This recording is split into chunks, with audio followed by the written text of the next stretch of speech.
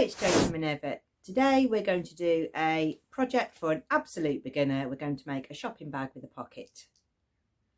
If you're completely new to sewing and you want to know how to sew and add your pockets to things, understand seam allowances, then today's little project should hopefully get you started.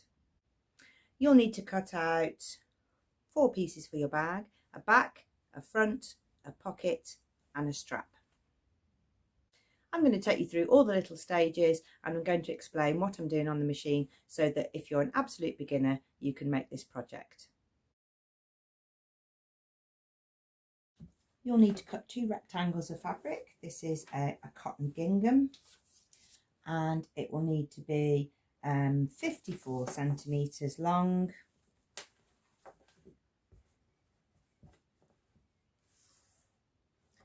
by 40 centimetres wide, and you will need 2 of those, and then you will need a pocket, and the pocket is 24 centimetres long and 19 centimetres wide. You will also need to cut a strap. This strap goes over your shoulder, so there's 2, 1 for each side, and the strap is 10 centimetres wide and it's 78 centimetres in length. So the length is 78 and it is 10 centimetres wide, and there are 2 of those. Those are all the pieces that you need to make your bag. First, you're going to prepare your pocket piece and you're going to mark a line 1 centimetre from the top of your pocket.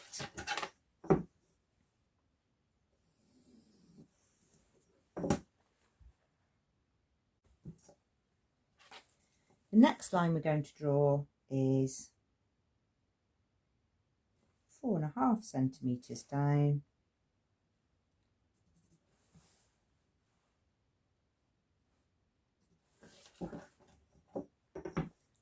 and that's going to be the top of our pocket. You're going to put your fabric with the wrong side that you've drawn facing down, and you're going to fold back on the 4.5 line and flip up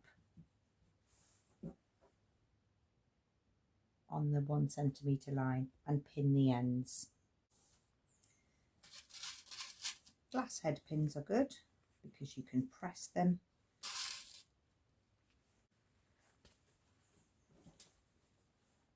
And I'm now going to go and press that.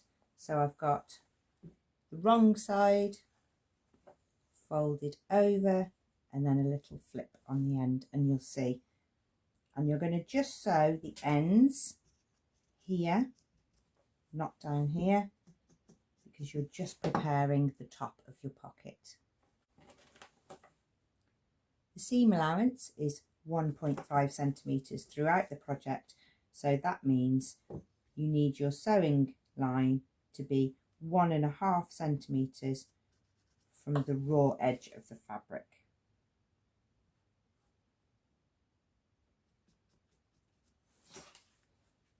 If you find it easier to draw on with chalk where you're going to sew, that's not a problem. While you're learning, it's a really good idea. You will want to be having a matching thread in your machine. I tend to have a non-matching one so that I can show people what I'm doing. And I'm going to put my machine on a straight stitch, so that's just lots of lines of stitches all joined together. And if you can choose a length of your stitches, then 2.5 is great for bag making because it's nice and tight and it won't pull open when you put heavy things in your bag.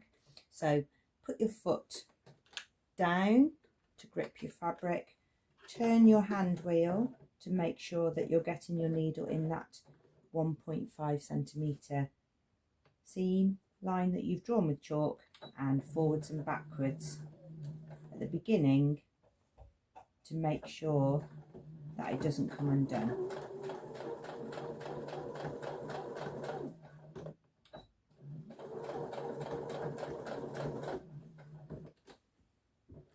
Lift your wheel up, lift your foot up and pull on the threads gently. Leave yourself plenty. If you keep cutting it off really short, the threads will scoot back down through that foot plate and you'll end up with lots of knots. So give yourself plenty of thread. And because you've gone forwards and backwards, you can snip off those threads and do the same to the other side.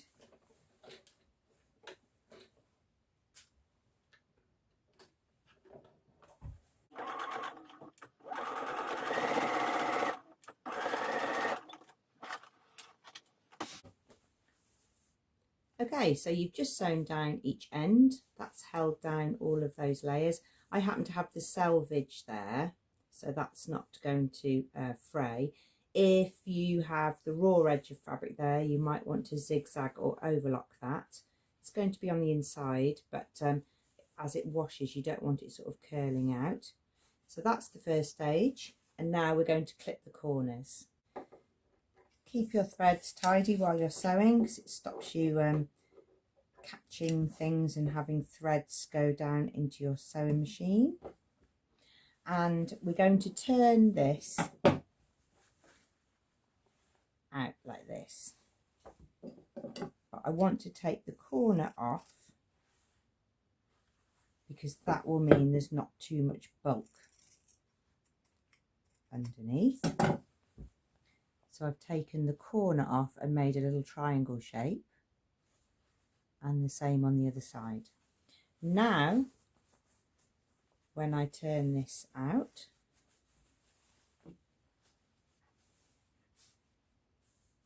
it will create automatically my 1.5 seam allowances for down the side of my pocket.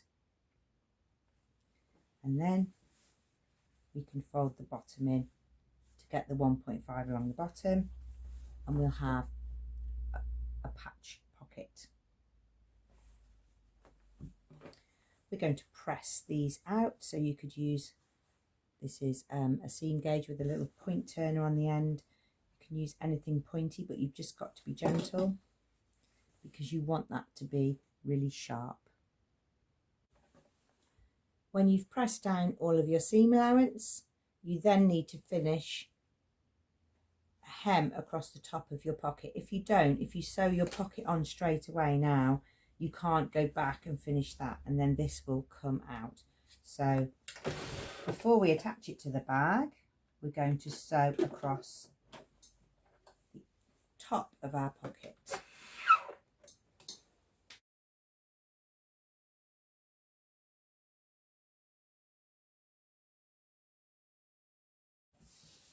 So this will be what the pocket will look like on the outside. Keep your threads tidy.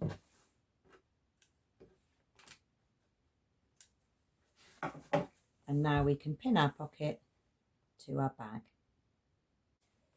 It's quite a mistake to think you can just pop a pocket on a bag at the end, because then you can't get it under your sewing machine. So it's really good to get it on now while you can maneuver this under the machine. So we're going to find a space to put it that's equal on both sides.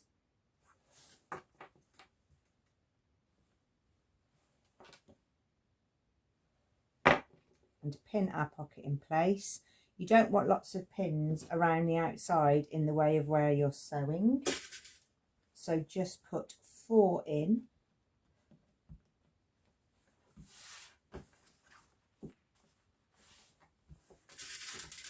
So that you can get at the corners.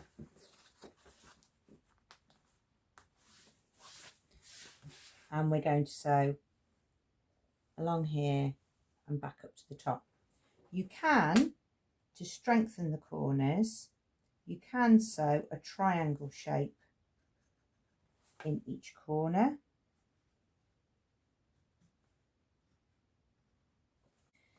If you're very new to sewing, then you'll need to know how to turn these corners, how to do a pivot. So you sew, have your foot down, you sew to the point where you need to turn, you lift up the foot but leave the needle in, the needle is holding it all in place, and then you can turn around your fabric and put the foot back down, sew to your next place. If you want to just be really accurate, you can use the wheel on the end to turn it. Lift up the foot, pivot your work, put your foot back down again.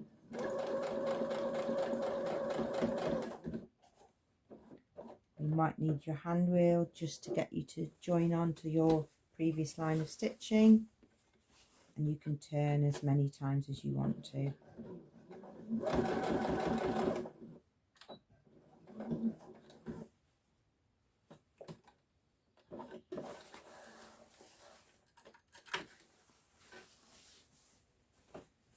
That's your front pocket. And now this is called the right side because this is the side that's showing. And we're going to put our fabric right sides together.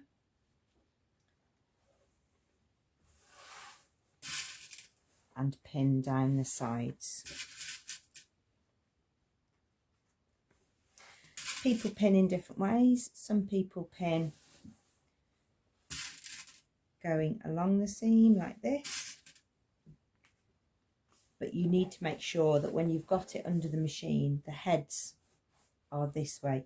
You don't want to be trying to have your machine coming at you and then you've got to try and get your pins. You need the pins to be with the head so that you can pull them out as you sew. Some people like to put the pins in vertically, so as they sew they can pull them out the sides. It really doesn't matter, whichever suits you. As you get better, you find you pin less because you've got more control under the machine. So pin your sides but leave the top open.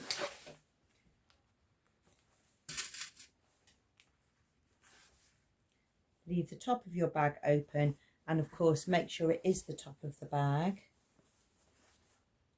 where you've got the top of the pocket.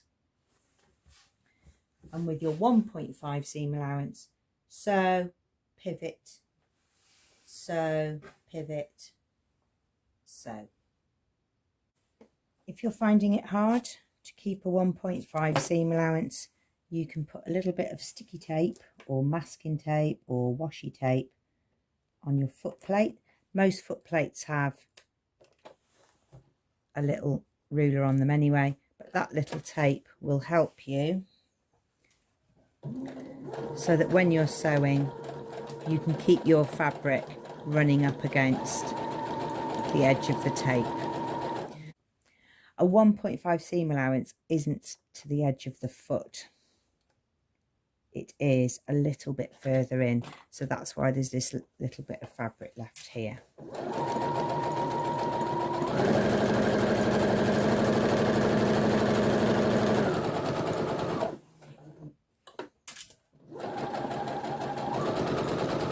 And when you get to the end, you can forwards and back.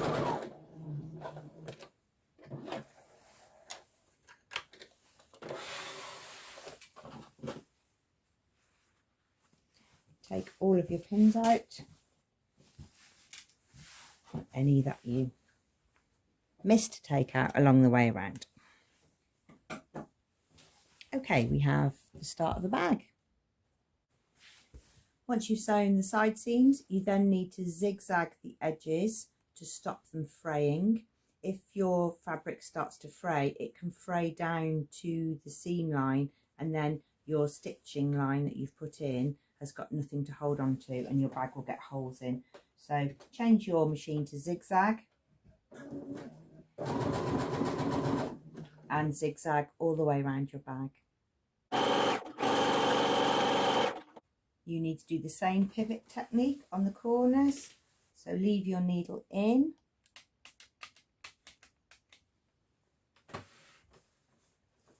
turn the work, put the foot back down and carry on.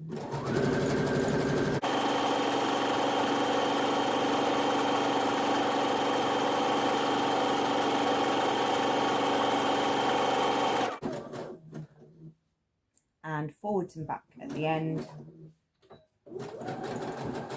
Get into the habit of doing that when you're sewing, because you will do that if you do any garment sewing as well.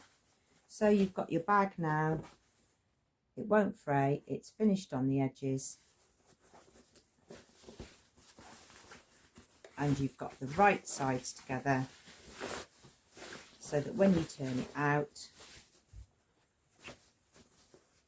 you have the nice side showing and the seams on the inside. It's a good idea to get into the habit of ironing your work as you go along. So go and put this on the ironing board and press that open. So hook this onto the end of the ironing board and then press this flat. You can keep your bag flat and square and put the handles on the top, and it's quite a 2D bag, but the length and the measurements that I've given you today are to put a little bucket bottom in your bag, so I'll show you how to do that.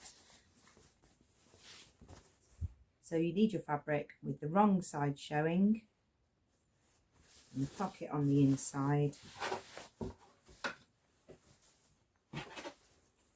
and I will show you how to work the corners. We are going to cut out the corners of our bag. So I've just marked on there where my seam line is so that you can see it, and I've cut out a little template, a little piece of paper that is 5 centimetres by 5 centimetres, so it's a total square. I'm going to put the square in the corner and draw around it.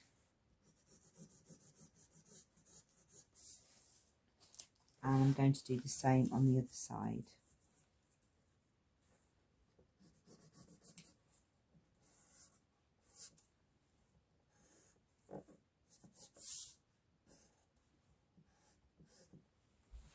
I'm going to cut those squares out.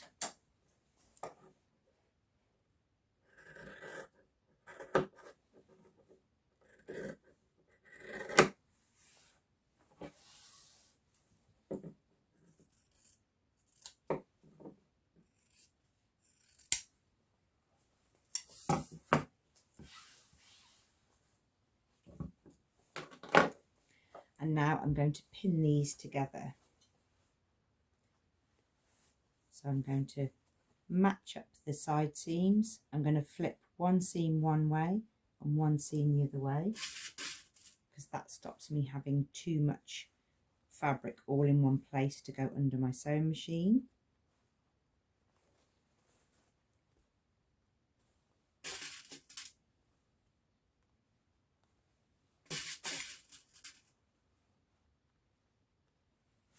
And it will create a bottom to my bag. I do the same on the other side. I now get this rectangle shape on the bottom of my bag. It's really simple to do, but it just takes it from 2 rectangles sewn together to a bag with more shaping.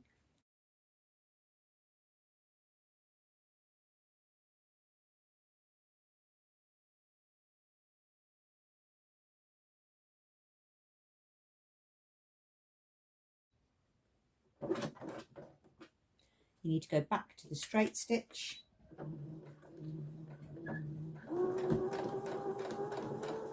and use your tape, if you use that on your foot plate, to help you keep the seam allowance.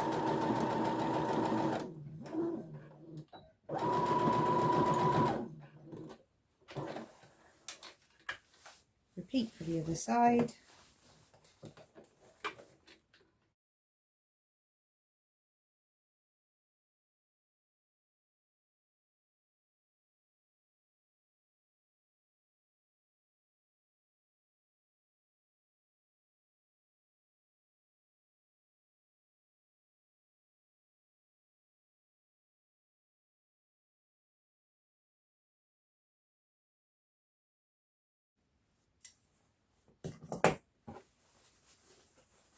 when you turn the bag out,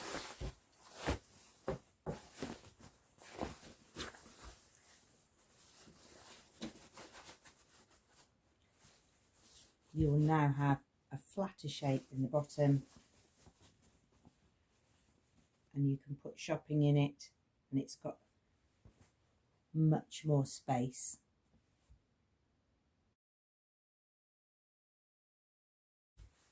I'm going to finish the top of the bag, so this is a technique that you might use if you're making a skirt, which is to do a double folded hem. So you're going to fold the raw edge in and press it, and then fold it down again and press it again. My first press down is 2 centimeters, and then I want to go a bit more because I need plenty to attach my bag handle onto. So my next fold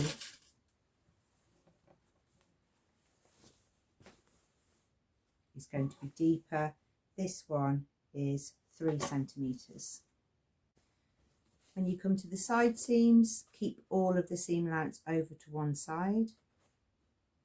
So that raw edge now, this one, is completely enclosed. And then sew all the way around your bag.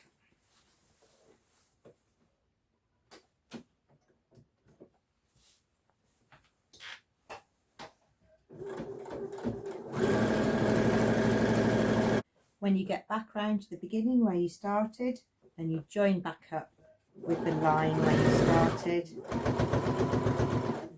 and you've guessed it, forwards and back.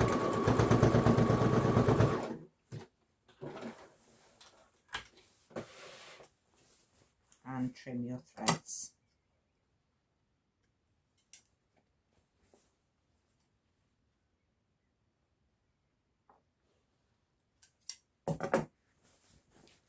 You can give that another press and turn your bag out.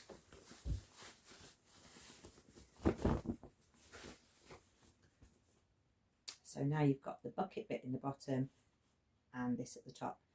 You can, if you wanted to start experimenting, you can leave a gap there, and you could thread a piece of cord through there and turn it into a kid's pump bag. But today we're going to put a strap on. There's 2 ways you can make a strap, so you depends how confident you are in turning a strap out. So you can fold your strap in half all the way down, sew it like a tube and turn it inside out. It can be tricky, it can be frustrating to try and pull quite thick canvasy fabric through here. So the other way is to press it in half and then top stitch it, and I'm going to show you that method. So the first thing to do is to press the strap in half lengthways.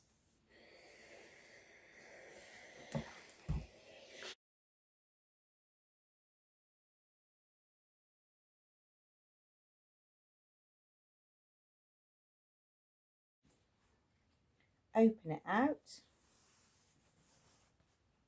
and now press each side into the centre.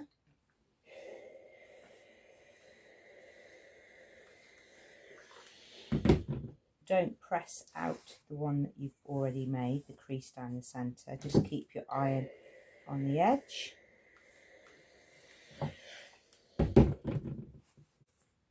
Press the other side into the centre.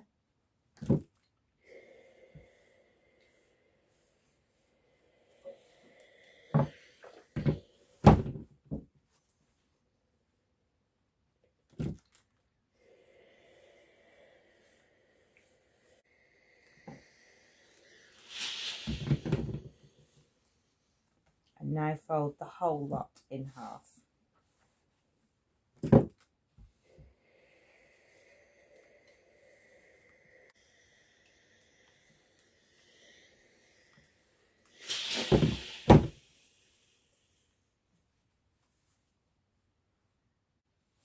Once you've made 2 of those, you can now stitch it together along the top, and that saves having to try and turn out a very thin tube.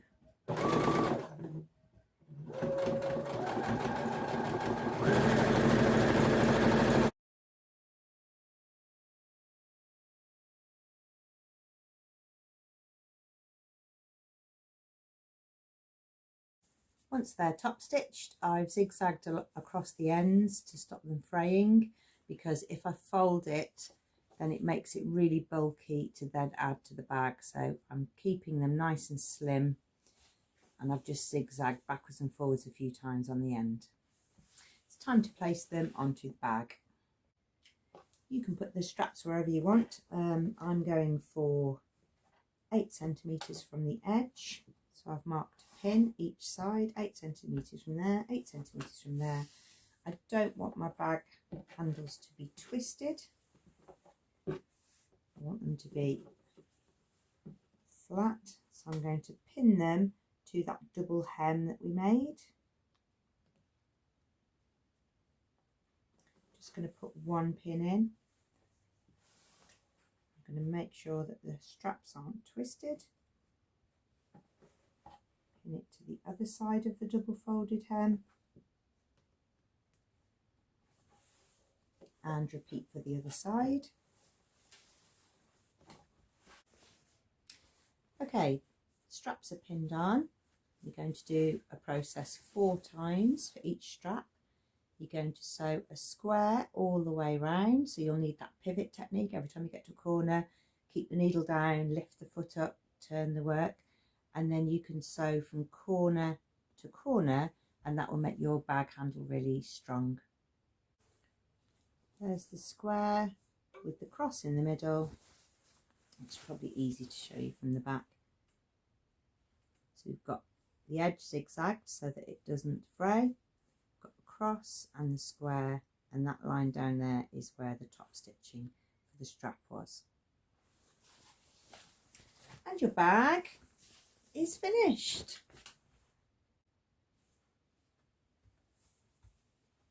Okay, there's your bag. You can change the length of the straps. This one's a shoulder strap, so it sits right under your arm. It's got a place here for your pocket, and because we made that special bottom on it, it's going to hold all your books or all of your shopping without everything piling up on top of each other.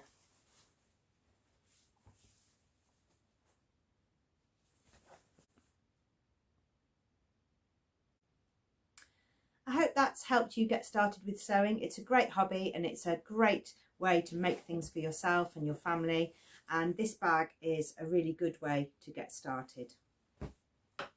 Do pop over to the Minerva website, and you can find all the materials and the products and the tools that I've used today, and probably a whole lot more.